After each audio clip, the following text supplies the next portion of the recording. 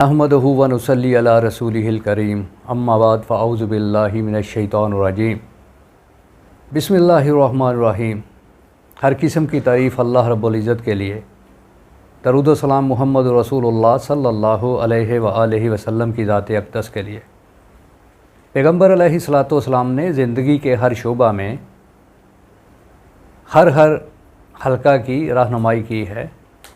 माशरती हो, मुआशी हो, ख़ानदानी हो, दीनी हो, दुनियावी हो, सफ़र की ज़िंदगी हो या हिजर की ज़िंदगी हो, खुशी हो, गमी हो, हर तरह के हालात के बारे में पैगम्बर अलैहिस्सलातु वस्सलाम ने आगाही दी है। तो जहाँ अल्लाह के नबी अलैहिस्सलातु वस्सलाम ने खुशखबरियाँ सुनाई हैं, वहाँ कुछ बातों से डराया भी है, मुहतात होने के लिए भी कहा है, और ऐसी चीज़ें, ऐसे अमाल, ऐसी बातें जो नुकसानदेह हैं उनके बारे में भी आगाह किया है। तो जहाँ नबी अलैहिस्सलातु वस्सलाम ने खुशखबरियाँ दी हैं, वहाँ डराया भी है। तो पैगम्बर अलैहिस्सलातु वस्सलाम ने इंसान को ऐसे दौर के बारे में भी आगाह किया है, ख़बरदार किया है, जिसका तल्लुक़ फ़ितनों से है। तो फ़ितनों के बारे में फ़रमाया पैगम्बर अलैहिस्सलातु वस्सलाम ने कि फ़ितने इंसान के दिल पर उतरते हैं, ज़ाहिर होते हैं, या तो दिल उनको कबूल कर लेता है या दिल उनको जुटला देता है। तो फ़ितना का दौर है, फ़ितने उमड़ रहे हैं, हर रोज़ कोई ना कोई नया से नया फ़ितना जो है वो इंसान की ज़िंदगी के अंदर आ रहा है। तो उनसे बचना है, किस तरह बचना है, उसके बारे में भी बता दिया है कि फ़ितनों से किस तरह बचना है। तो फरमाया पैगम्बर अलैहिस्सलातु वस्सलाम की मुक़द्दस ज़ात ने कि अनकरीब वक्त आने वाला है, एक ज़माना आने वाला है कि कुछ लोग जो ख़ुद तो गुमराह होंगे लेकिन तुम्हें भी गुमराह कर देंगे। उनकी निशानी क्या है? फरमाया उनकी निशानी ये है कि वो तुम लोगों में ऐसी बातें करेंगे, ऐसी ऐसी अहादीस तुम लोगों के अंदर बयान करेंगे, तुमको सुनाएंगे, जो अहदीस ना तुम्हारे बाप, ना तुम्हारे दादा, तुम्हारे आबाओ अजदाद ने भी नहीं सुनी। तो फरमाया ख़ुद तो गुमराह होंगे, तुम्हें भी गुमराह कर देंगे।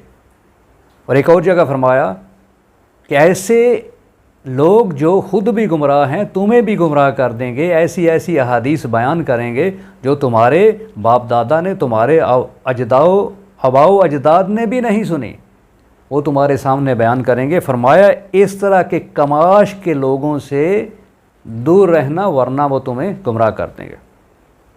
तो फरमाया पैगम्बर अलैहिस्सलातु वस्सलाम की मुक़द्दस ज़ात ने, ये वो ज़ात है जिसकी ज़ुबान मुक़द्दस से सिवाय हक़ के कुछ नहीं निकलता। ये हक़ ही हक़ है, सच ही सच है। दुनिया बदल सकती है, चाँद बदल सकता है, सूरज बदल सकता है, ज़मीन बदल सकती है, आसमान बदल सकता है, लेकिन पैगम्बर अलैहिस्सलातु वस्सलाम की बताई हुई बात बदली नहीं जा सकती। तो इन्हीं फ़ितनों के बारे में आगाह करते हुए फरमाया पैगम्बर अलैहिस्सलातु वस्सलाम ने कि सुलेमान अलैहिस्सलातु वस्सलाम ने बहुत सारे शरीर, शैतान, जिनों को कैद करके समंदर की तह में कैद कर दिया है। और फरमाया नबी अलैहिस्सलातु वस्सलाम की मुक़द्दस ज़ात ने कि अनकरीब वो वक़्त करीब है जब ये लोग समंदर की तह से निकलेंगे और लोगों को कुरान पढ़ कर सुनाएंगे। ये बहुत ही ख़तरनाक बात है।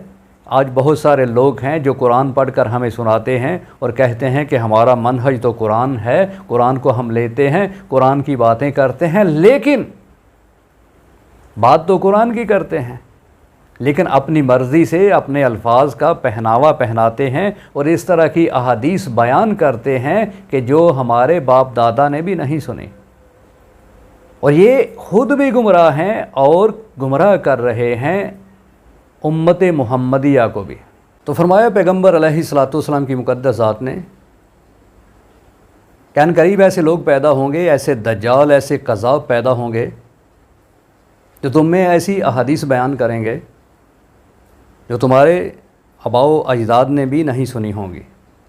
तो फरमाया ये ख़ुद भी गुमराह होंगे और तुम्हें भी गुमराह कर देंगे। इनसे बच के रहना, इनसे दूर रहना, इनकी बातों में मत आना, वरना ये तुम्हें फितने में डाल देंगे। تو فتنہ کا دور ہے، ہمیں اپنے ایمان کو بچانا ہے، اپنے دین کو بچانا ہے، دین کو سیکھنا ہے، دین کو کس سے سیکھنا ہے اس کے بارے میں بتا دیا۔ کس سے سیکھنا ہے، کس طرح کے لوگوں سے سیکھنا ہے، کیسے سیکھنا ہے۔ محمد بن سیرین سے روایت ہے، وہ بیان کرتے ہیں، یہ دین ایک علم ہے، اچھی طرح دیکھ لو کہ تم کن لوگوں سے دین سیکھ رہے ہو، کن لوگوں سے تم دین اخذ کر رہے ہو۔ تو دین کو سیکھنے سے پہلے ہمیں یہ دیکھنا ہے کہ کس سے ہم دین سیکھ رہے ہیں، اس کے دل کے اندر کس طرح کی باتیں ہیں، وہ کس طرح کا پہناوا پہناتا ہے احادیث کو، قرآن کے معنی وہ کون سے لیتا ہے۔ تو ایک عربی کی کہاوت ہے کہ لومڑی سے دین سیکھیں گے تو وہ تو یہی کہے گی کہ مرغی کو چرا کر کھانا یہ حلال ہے۔